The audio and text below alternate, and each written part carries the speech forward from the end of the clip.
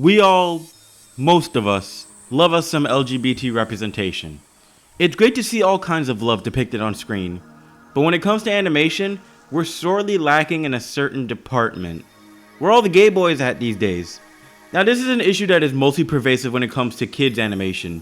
In adult animation, men loving men is a lot more prevalent and represented. Rick is pansexual, with us having seen more than a few of his exes, including Mr. Nimbus.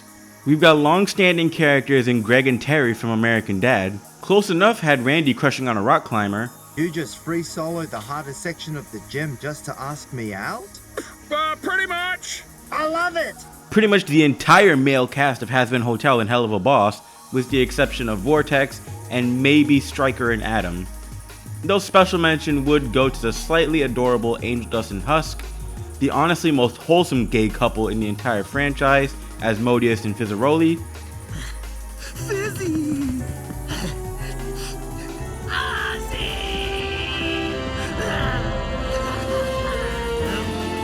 And the disaster in every single way from gay to writing, that is Stolas and Blitz.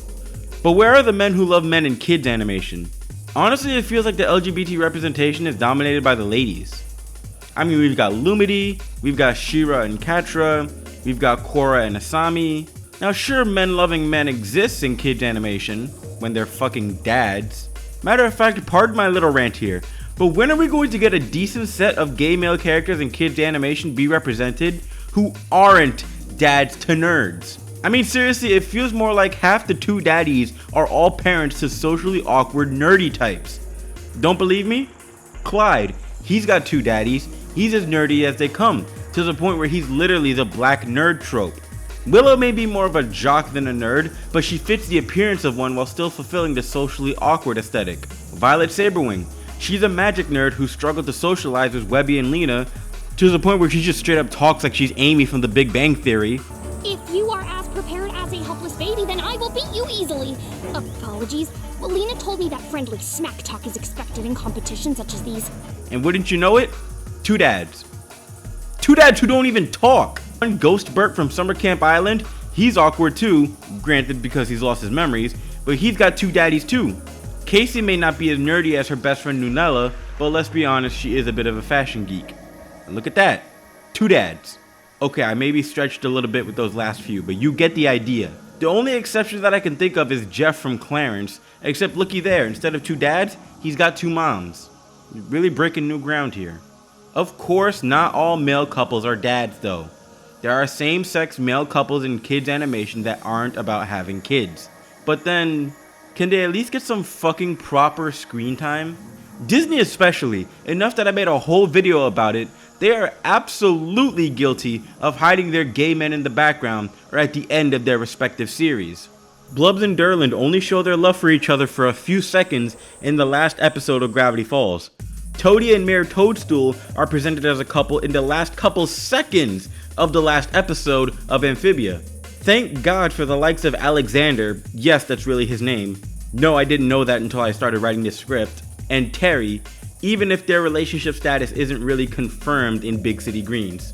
It's one of those, oh, one of them cooks for the other and gets really stressed about it, one of them shows effeminate tendencies, and they were roommates. But we're not saying if they lean one way or the other, yeah, nah, they're gay. And thank God for Jeff and Jeff too, who unlike Alexander and Terry, are actually confirmed to be a couple in the show and actually take time to be a couple on screen as major supporting characters.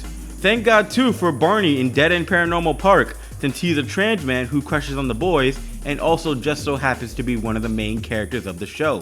So why is it that we have so few prominent same-sex male couples in animation? Why are so many of them just kind of stuck to the background? Well, fuck it, y'all are gonna call me rage bait anyway. Let's put our conspiracy hats on.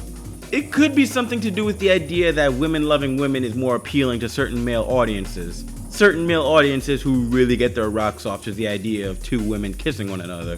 So they're more likely to excuse it when it comes to that.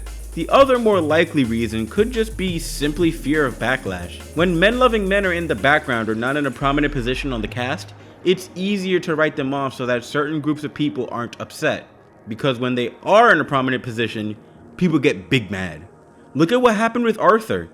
Mr. Ratburn had an entire episode about him getting ready for his wedding with the reveal at the end that he's getting married to a man. That episode got crazy amounts of backlash to the point that it was banned in Alabama. So why is it so important at the end of the day? Well, men-loving men need the rep too. At least they need the rep in a context that goes beyond the stereotypes.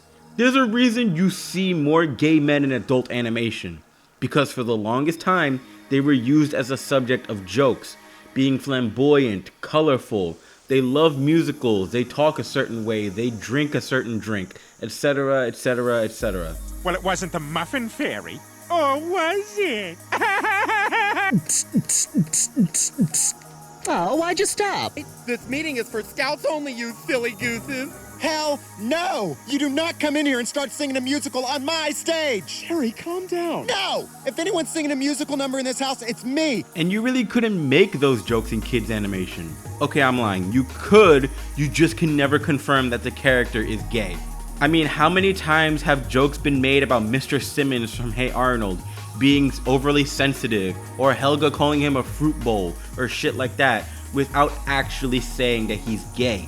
I'm sure there's a classroom upstairs that's still open. Ah, save it, cream puff. We don't need you anymore. They hinted at it. They hinted at it in the Thanksgiving episode. I didn't know Peter was coming today. There's a lot of things you don't know. But they never really confirmed it until the show creator confirmed it in 2016. Assumed he's gay. Well, guess what? Peter is Mr. Simmons' partner. It really is important to show all kinds of love from all kinds of relationships. But I can kind of see why we're kind of pulling back on the men loving men. My personal theory is that it's probably seen as gay men have had enough rep over the years, so it's time for the girlies to have a turn. But then with that line of thinking, it feels like we've course corrected too much, and now the boys are being left behind. Now this isn't to say that I'm not down with the women loving women. Absolutely all respect to lesbians or bi women loving women, don't get me wrong. Every single one of you is valid. But recently, it really does feel like y'all do be getting the lion's share these days in terms of representation of characters that actually, you know, have character. As opposed to just being background elements, last minute reveals, or when in doubt, two dads to a nerd. We gotta strike a balance. Perfectly balanced, as all things should be. I'm super, thanks for asking. All things considered, I couldn't be better, I must say. But you can call me Crit.